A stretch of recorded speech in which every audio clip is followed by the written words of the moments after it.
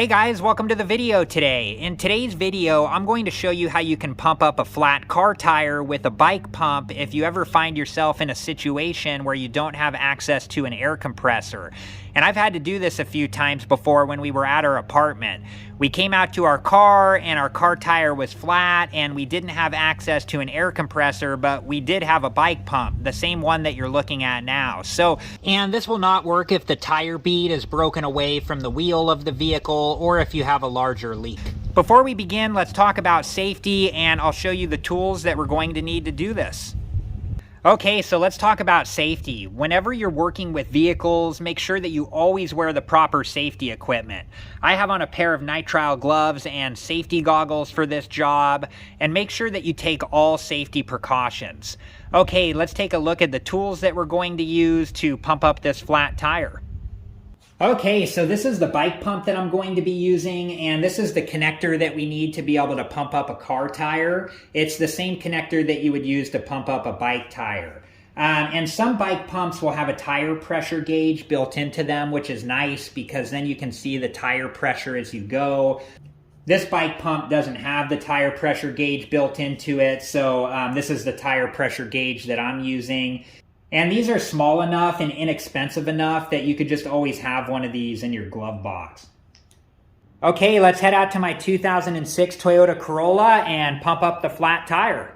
Okay, so let's go ahead and begin to pump up the car tire, and just a warning ahead of time, you know, this is a lot of physical activity to be able to get this tire pumped up with a bike pump. So, you know, just make sure that you're able and capable of doing this before you begin because it does take a lot of effort. So, let me get a little bit better angle here and I'll start pumping up the tire with this bike pump.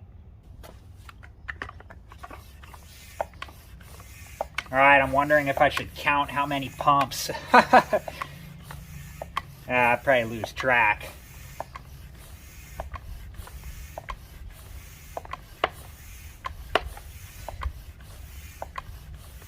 You know, and if you need to as you go, just take breaks, you know. I mean, you don't want to overdo it. And this does take a lot of, you know, pumps on the bike pump to get the tire pumped up, so.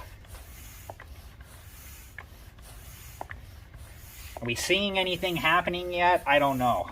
It looks like maybe a little bit.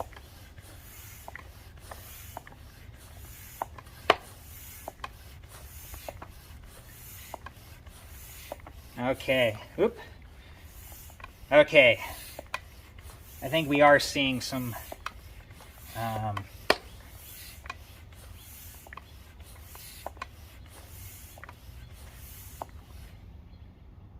okay, I need to take a break here for a second.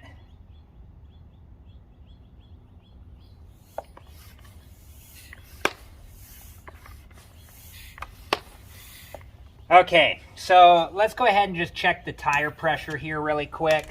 Okay, let's go ahead and check the tire pressure, and to do that, we just put this part of the tire pressure gauge right over the valve stem. And then on the bottom here, that will come out and let us know how many PSI the tire is at. So it's almost, what is that, like 10, 11, 12, like 13 PSI. So we still got a ways to go because on this tire, needs to be pumped up to 30 PSI. So we still got a ways to go. So, okay, let's keep going.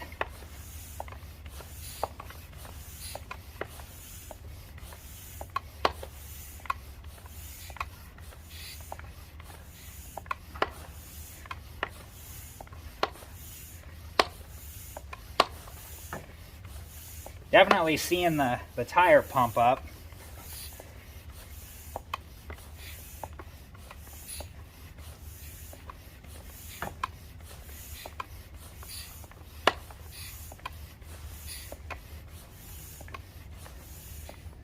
Okay, let's take another look. Let's check the tire pressure. Oh, there we go. Okay. So now we're up to about 20 PSI. So we're getting there. Okay.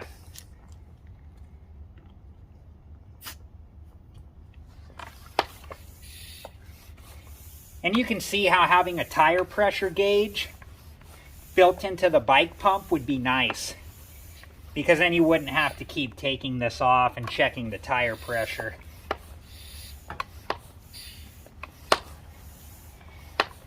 Okay, whew.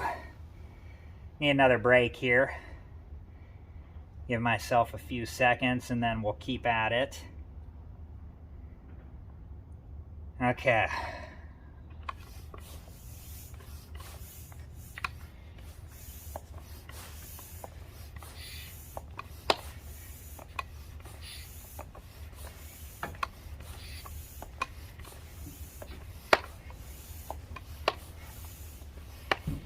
Okay, any guesses what tire pressure we're at?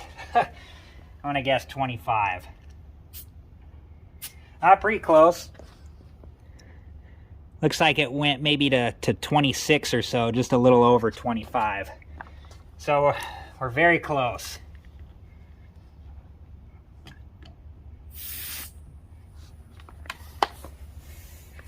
Okay.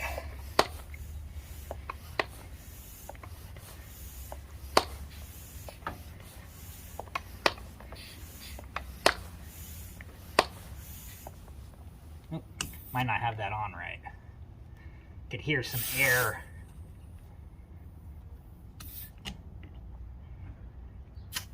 There we go. I could hear some air hissing out.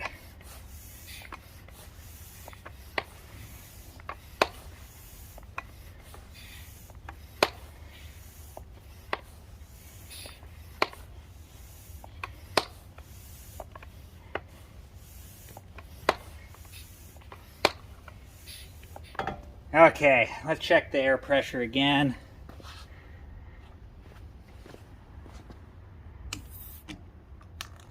Wishful thinking. Are we at 30? All right, look at that. Maybe even a little bit over.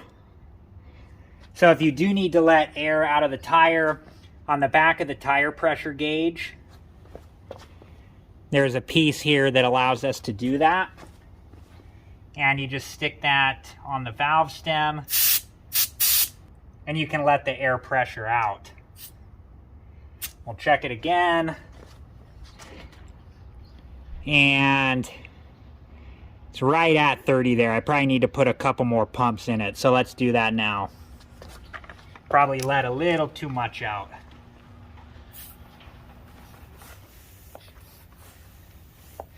Okay, let's see if that was enough.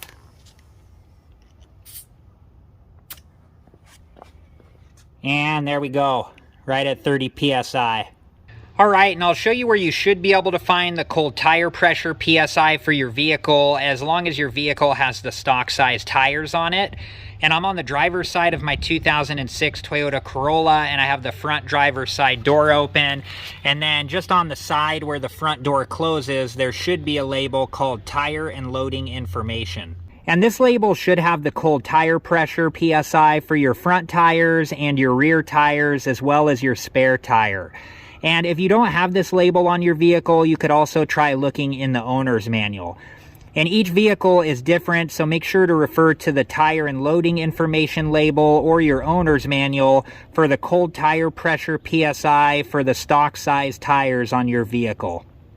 Alright guys, well that was it for this video, and I hope you've enjoyed it, and hopefully you don't ever find yourself in a situation where you need to pump up a car tire with a bike pump, but if you do, at least you know that it can be done. And make sure that you find out why your tire's leaking and get it fixed right away. And also, make sure to take as many breaks as you need and drink water, stay hydrated. It does take a lot of physical effort to pump up a car tire with a bike pump, and you don't want to overdo it. So, thank you so much for watching. Please like, subscribe, and comment, and I hope to see you guys in the next video. Have a good one. Thank you guys for watching. Please like, subscribe, and comment, and if you have the time, check out these other great videos.